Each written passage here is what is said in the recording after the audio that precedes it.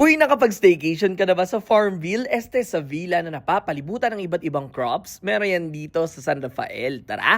Yung mga kanus, alam niyo ba ang nalaman ko? Kami napadpadid sa AF Viola Road, Barangay Pulo, San Rafael, Bulacan para mag-staycation sa Casa Amari. Yes, as you can see, nakapalibutan ito ng bukid na puno ng iba't ibang pananim. Kaya naman in advance, pwede kang order ng available na gulay sa kanila para fresh ito na dadalhin sa'yo pagka-check-in nyo. Ayos, di ba? Ito yung adult and kiddie pool nila na perfect for families or barkada na may mga tables and chairs on the side. Sa harap nito makikita ang kabana kung saan pwede pagganapan ng events na pwede din pag-set-upan ng mga tents kung gusto nyo dito mag-sleep. May mga swings on the side and dito naman located ang common area for the living room and dining area na maraming provided na tables and chairs at may pa-videoke pa nga. Nandito naman located yung shower area, dalawang comfort room at may kitchen area and griller kung saan pwede kayo magluto. Pag-akyat sa taas, located naman ang kanilang terrace sa pwede pagtambayan na may farm view na may preskong hangin. Pagpasok sa loob, makikita ang queen size bed na may smart TV sa harap at may very Instagrammable na bathroom. Oo, diba? And sa taas naman ay may loft type bed. Meron silang free wifi, pet friendly sila at may malawak na parking area.